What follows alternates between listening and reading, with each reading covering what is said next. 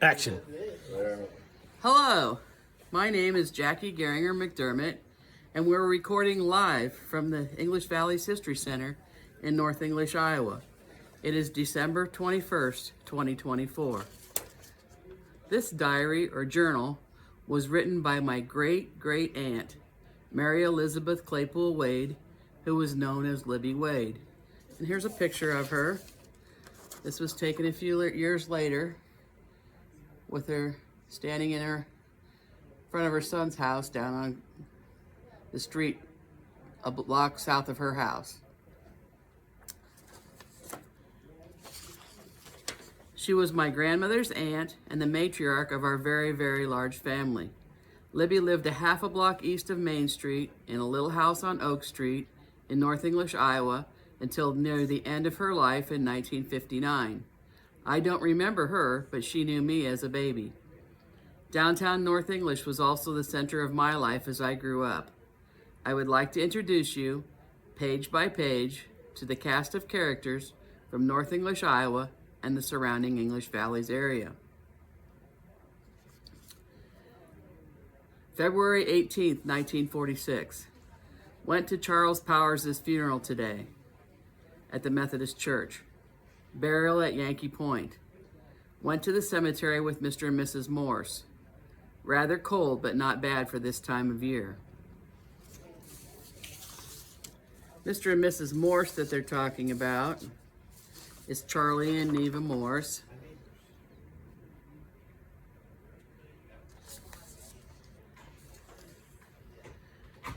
They were friends in town who also attend the Methodist Church where Libby went to the funeral of Charles Powers. Some of their modern day descendants are Dick Morse from Sigourney, Gary Morse from Montezuma, and Bob Bursler and his siblings Barry and Bonita. Charles Powers that they attended the funeral for was a friend from when Libby lived in the country north and east of town in a community called Yankee Point. Yankee Point was a church and a school in an area.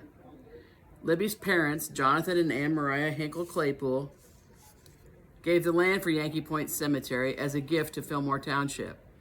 Jonathan and Ann Mariah and their son, Libby's brother, John Forsey Claypool, are buried there. There are 7 generations on my Carter side of the family buried at Yankee Point, including my husband and son. Aunt Lib is buried in town at the North English Cemetery.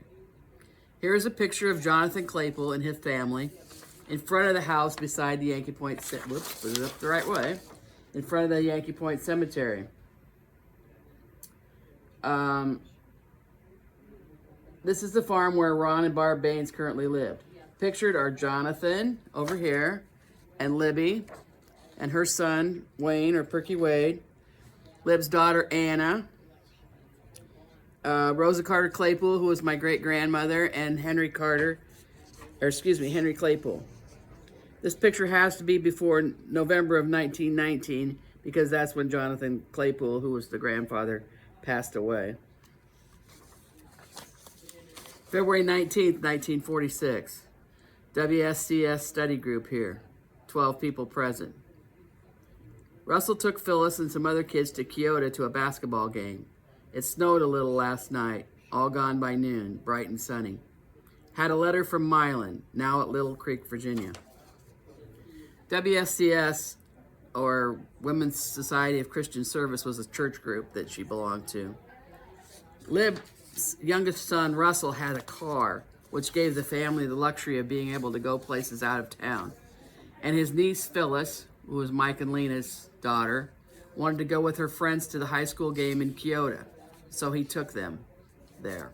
Here's a picture of Taller, or Russell Wade.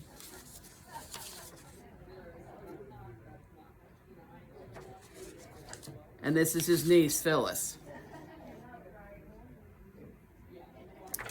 Mylan Cray was Libby's grandson from Texas, the son of Anna, and he was in the service also. February 20th, 1946. Received a card from Harold from Ogden, Utah. Lena was here. I wrote to Mary Carter and sent back papers. Lena is sending my shoes back. Belva is fixing up rooms at Wayne's.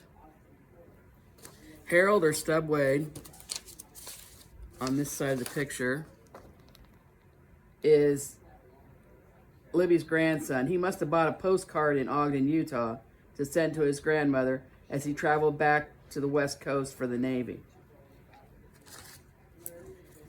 Lena Wallace Wade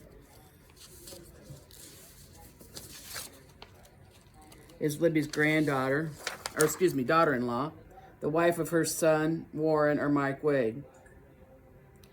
Mary Carter was a childhood friend who lives on the West Coast. I don't know what was in the papers she sent back, but Lib had talked to the banker, Russell Ferris, about the matter. Belva Wade Yoss is Jenny's daughter, who was married to Don Yoss. Don Yoss has just returned from the ETO, which I learned in the paper, and then I Googled it, and I learned that that was the European Theater of Operations in World War II. In other words, he was stationed in the battlefields of Europe. According to the North English Record, Don will soon resume working at Carson's Clothing on Main Street. February 21st, 1946. We both have colds. It is cloudy and there's a cold wind. I sent for Country Jen for 5 years in Russell's name. Mary R. was here in the PM. The temperature is 52 degrees at 5 o'clock. Mary R. was the young person on this side. When I don't have a picture of her when she was older. She was the egg lady and Libby's friend.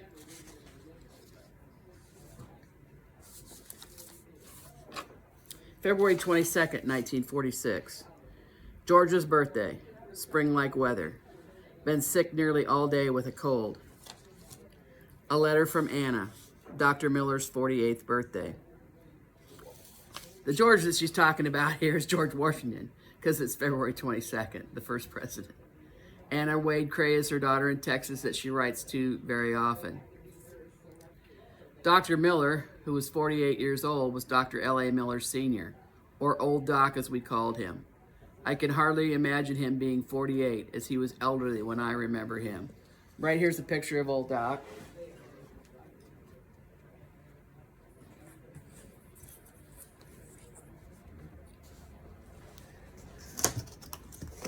It's up here on this side.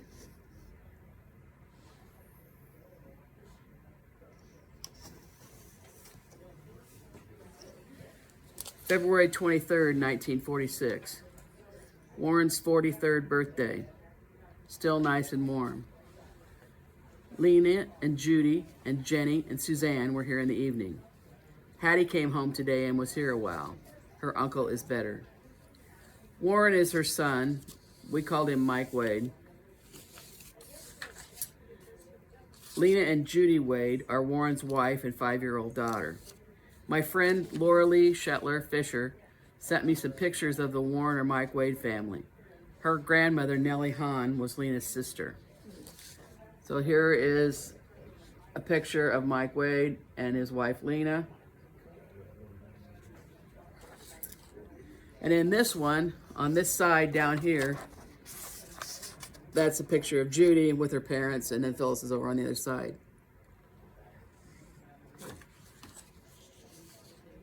Hattie was her 55-year-old friend, Hattie Killian, who lives nearby. February 24th, 1946. Sunny, bright, and nice. I still have my cold. Sadie Wetherell was here. Russell went away with Bruce Warner. Armilla was here in the evening. Leroy went to the show. Hazel was here. Sadie Wetherell was the mother of Ruth McCarter from North English. She was in the Rebecca Lodge with Lib. Russell or Tyler Wade is her youngest son who lives with her, and Bruce Warner is the son of the manager of the lumberyard, Ellison B. Warner. Bruce has just returned home from the service and is working at the lumberyard too. Armilla Pettibone Ballard is the grandmother of my Facebook friend Sharon Wilhite Hagen, who graduated from North English High School in the 1950s. Armilla is related to me through the Carter family, as her own grandmother was named Armilla Carter Pettibone. Here is a picture of Armilla Carter, who was a sister to our Carter brothers who settled in Iowa County after the Civil War.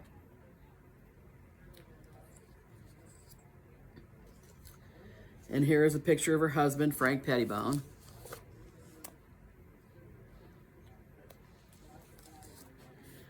The first Armilla's son was Oscar Leroy Carter Pettibone, or OLC Pettibone, who was Armilla Ballard's father. Just to make it more interesting, OLC Pettibone married Lou Claypool, who was the daughter of Lib's uncle Sam Claypool, one of our original Claypool settlers. So Armilla Ballard was Lib's cousin's daughter. Here's a picture of OLC, their daughter Armilla, their son Glenn Pettibone, and OLC's wife Lou. This Armilla, this one right here, married Charlie Ballard and had 2 children. Leroy Ballard, who had learning disabilities, and Grace Ballard Wilhite, who lived on the corner of West Oak Street and South Walnut Street with her husband Harold Wilhite and their daughter, my friend Sharon Wilhite. Leroy was going to the Orpheum Theater uptown. We will have a segment on the theater soon, as it was one of my favorite places as a kid.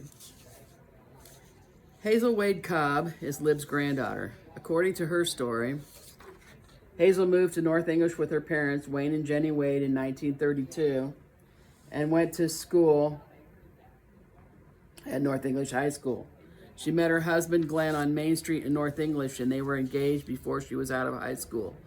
Glenn was drafted and joined the U.S. Navy in 1944, stationed in Ocean View, Virginia.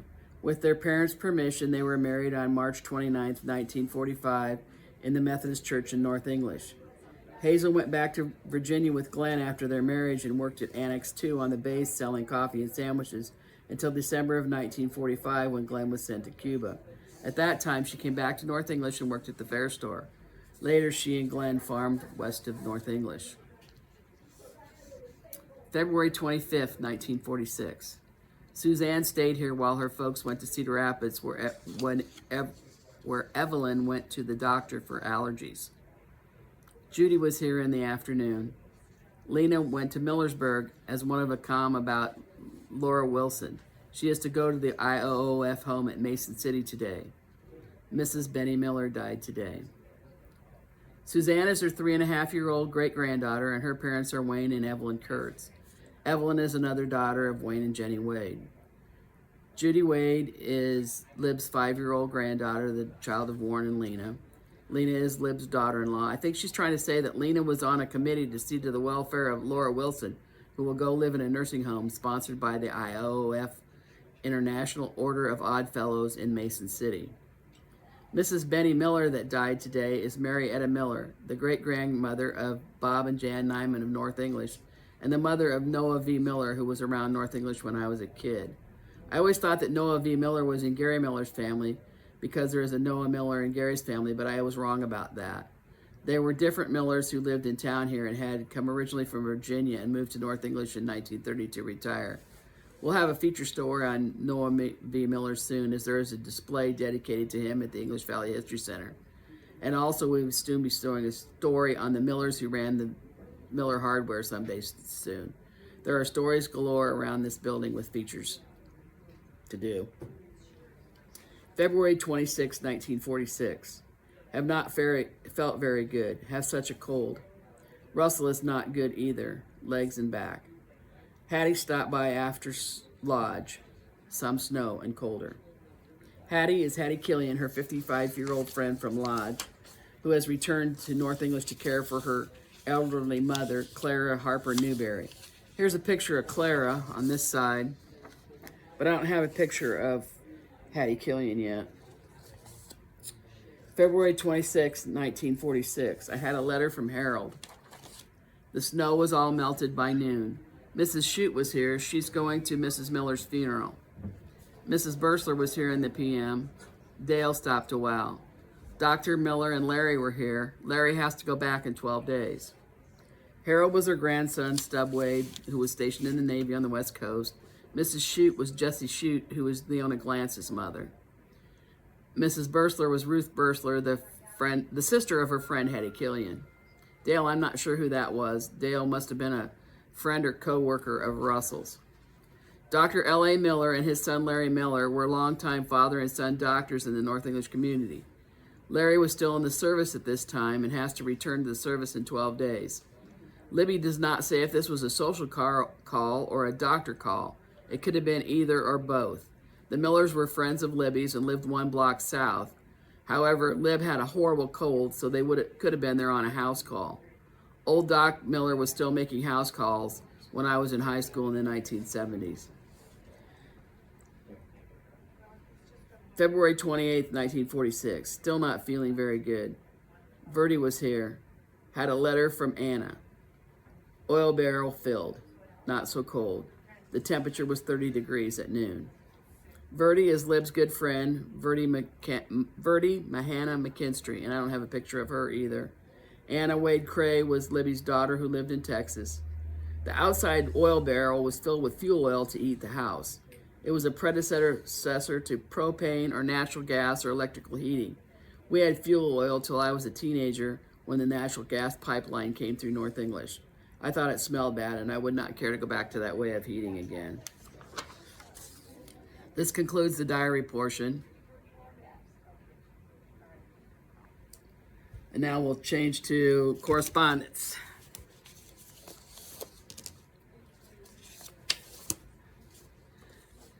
Vicki Orndorff Johnson writes about the Christmas star. I have tears of joy just listening, but seeing the picture, I'm completely undone. The star represents Christmas in North English to me. My sister Polly and I both had stars built in honor of Grandpa Vic Van Dyke in North English. This week, Vicki said to me, thank you for another very interesting broadcast. I truly do like Wait All Week. Alice Floring Stramer said, you're such a natural narrator and so enjoyable. You turned an ice storm into a home broadcast and did it unscathed and well. It's always good to hear your findings on the former residents of the English Valleys area and to teach us their lineage. Keep on posting and I will keep on listening and learning. Alice also told me she enjoyed the Alan Ackerman story about her dad, Riley Floring. She said it was likely his own cornfield where they picked the ear of corn, and that he was probably testing the maturity of the corn by eating the kernels. Andy Weber from Sigourney said, thank you for broadcasting this great show. He said he learns something new each week. So do I, Andy. That's why I keep doing this. Mark Claypool said, Jackie, once again you have given us the best memory possible. I had no idea of some of the history you provided as to my great-great-granddad. Thanks again for your dedication to this every week. He and Bill Weber both wanted a copy of the ancestors picture that I showed last week.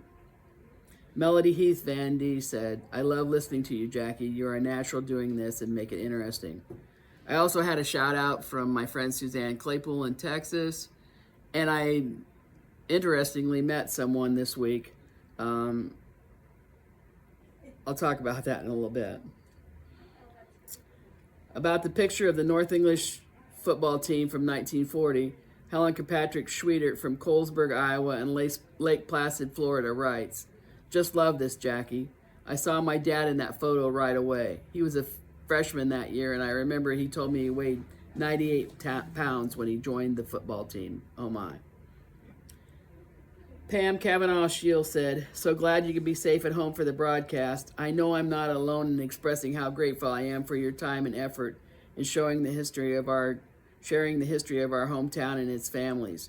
Your Saturday broadcasts each week take me back to such great memories. Thank you, Jackie. Pam and I have been good friends since I was very young.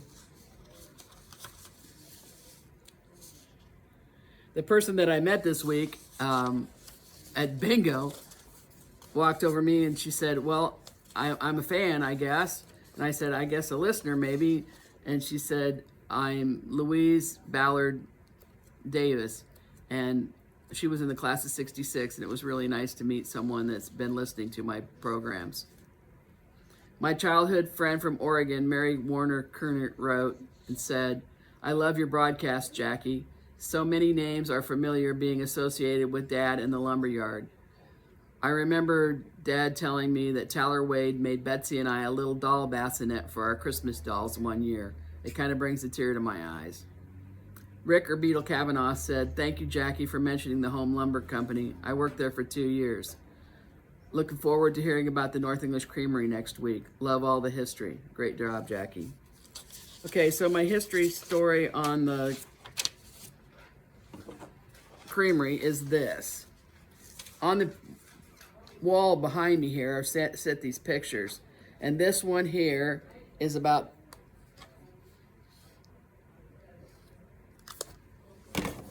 the Creamery board. And this was taken in April of 1963. In the back row is Stan Harris, Leonard Johnny Hollingsworth, Jim Kaiser, Stan Lown, Kenny Ballard, and Glenn Cobb. In the front is Orville Foss, the manager George Gilmore, and Kenny Snakenberg. And this other one here is the Cream Hollers. And this was taken in February of 1963. This is in the back, Don Ruplinger, Charles or Chad Wilkerson, Ralph Kavanaugh, Jim Parsons, Robert or Butch Wilkerson, Leonard Wilkerson, and in the front, Jack Lockridge, Bob Schaefer, and Norman or Tib Wilkerson. A special note this week is that Don Ruplinger passed away at age of 90. He worked at the Creamery until it closed. He was such a happy, pleasant fellow who was very kind.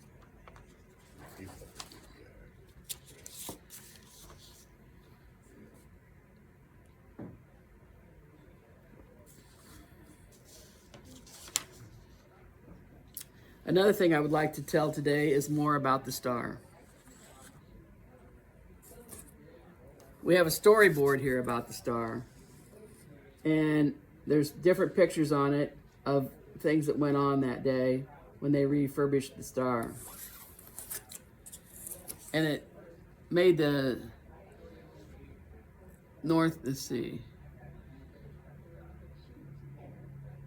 it was in the North English Record, and it said, according to Scott Romine, the idea started in the English Valley's insurance office when Tricia Good, a North English resident and insurance agent, said she thought it would be a good idea to bring back this city star she kept hearing about.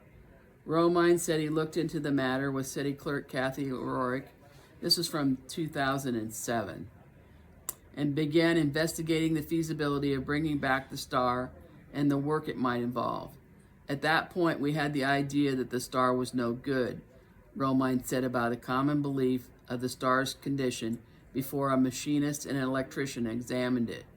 After obtaining permission from the city to possibly have the 80-year-old star renovated, Romine said he began thinking it might be just easier to start over than repair the antique.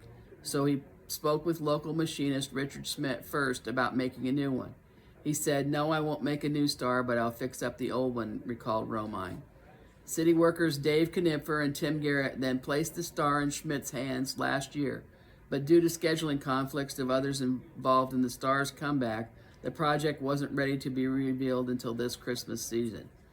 Through refurbishing by Schmidt and rewiring by local electrician Brian O'Rourke, the star was ready for Teddy Tabakhorse and Dave Smith and city worker Tim Garrett to hang it, using the boom truck on the Saturday after Thanksgiving.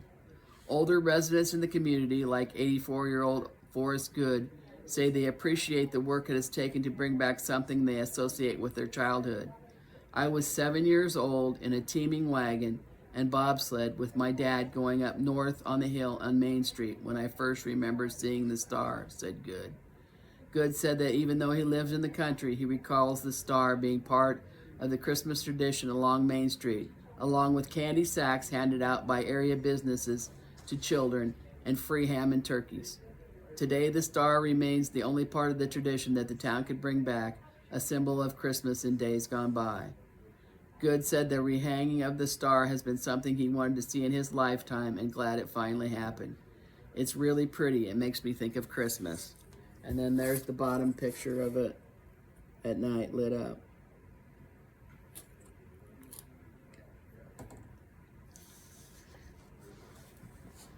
I heard from my friend Jude Kerr, the sister of Janie Miller from North English.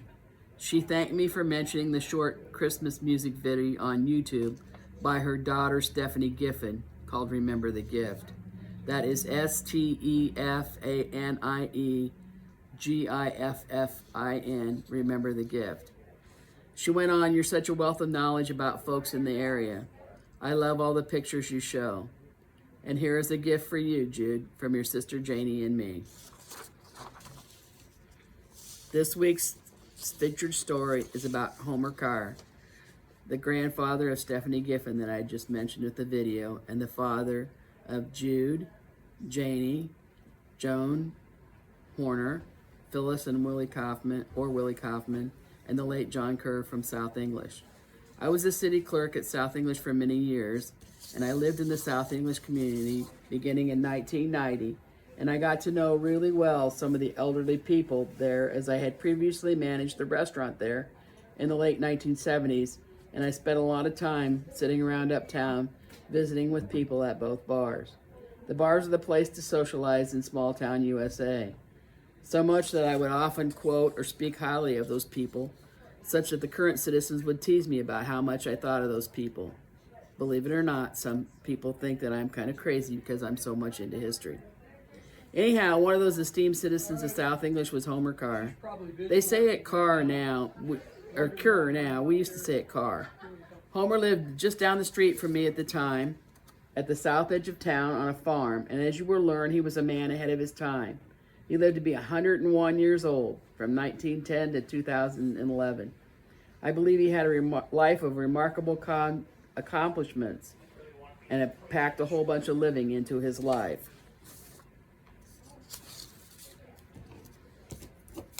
Homer S. Kerr was born on October 3rd, 1910, the son of William F. and Sarah Ann Brower Kerr near South English, Iowa. He attended Locust Grove Country School and graduated from South English High School in 1928. Homer worked on the farm with his parents and married Dorothy Williams of Ollie at the Church of the Brethren Parsonage in Ottumwa, Iowa on January 2nd, 1937. Homer and Dorothy farmed in the community for many years. As a sideline, he also did custom work and had a trucking business. Homer was a member of the English River Church of the Brethren, served on the school building committee, and trustee board, cemetery committee, and was a Sunday school teacher. He was a choir member and a chairman of the men's organization for 50 years. He was the chairman of the Northern Plains Men Fellowship for 4 years. Homer and Dorothy were sponsors of the Kinross Christian Church and the Church of the Brethren Young People's Group for 4 years. He was also a member of a local quartet, singing at funerals, church, school, and other community programs. Homer was chairman of the South English Lions Club for 5 years. I knew him during that time. They had a wild game feed at Al's Corner Restaurant up there, and I remember they cooked raccoon. He was president of the Kinross PTA. He helped organize English Valley's community school and served as a director for 2 terms. He served 24 years as a township trustee and was elected and served 9 years on the Keokuk County Board of Supervisors. He served 2 terms on the County Conservation Board. He negotiated a purchase for the first 160 acres for Belvedere Park. He was a member of the Keokuk County chapter of the Isaac Walton League for over 45 years and served as secretary of the club for over 20 years. He received the Iowa Division of Isaac Walton League of America Hall of Fame Award in 1992. He was Keokuk County representative to the South Central Mental Health Board for 9 years, and Keokuk County tourism representative for over 30 years, promoting Iowa and Keokuk County in many locations around the Midwest. He served on the local election board for over 50 years. This volunteer was a founding member of the 10-County Regional Planning Commission in Ottumwa and served as chairman for 15 years. He was also founding member of the Pathfinders RC&D in Fairfield and a board member for over 20 years and chairman for 13 years. He served 11 years as an MC on the RC&D Conservation Tillage Conference in Ottumwa and received the North Central Association of RC&D 7th State Outstanding Individual Award. Homer was Assistant Soil and Water Commissioner since 1979, 6 years as Commissioner, and age of 93, received the Ruth Wagner Outstanding Assistant Commissioner Award for the state of Iowa.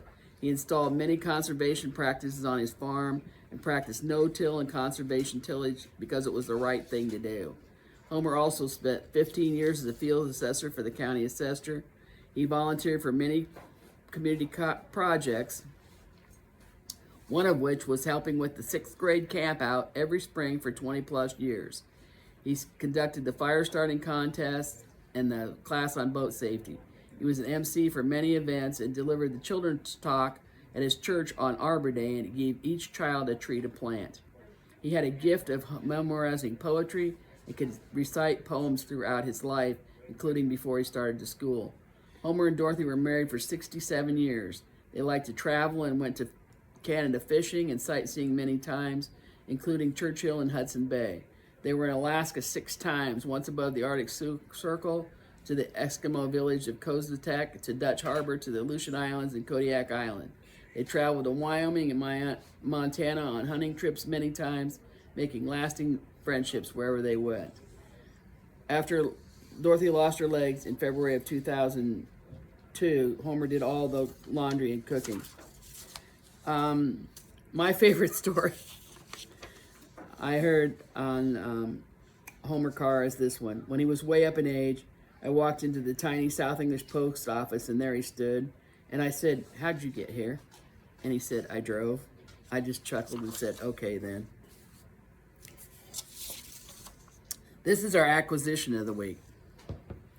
It's a uniform, and it came from the Stan Lown family.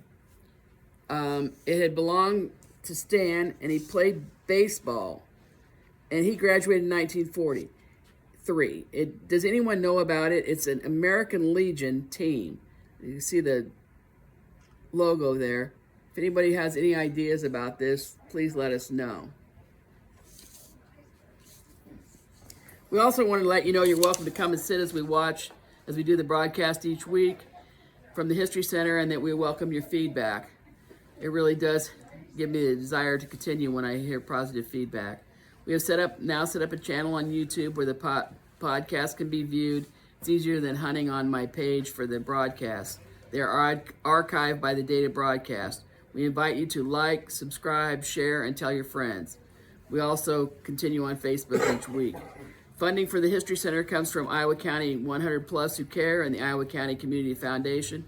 However, we welcome your donations to keep the heat and lights on. Please send donations to English Valley's History Center, P.O. Box 70, North English, Iowa, 52316. Scott and Bronnie Romine are working on a set of programs for the 2025 year, which they will announce soon. We are also interested in learning about historical English Valley's items that you may wish to donate to the History Center. Please contact Dave Jackson or any board member to donate. Thank you, everyone, and we'll see you all next week. Cut.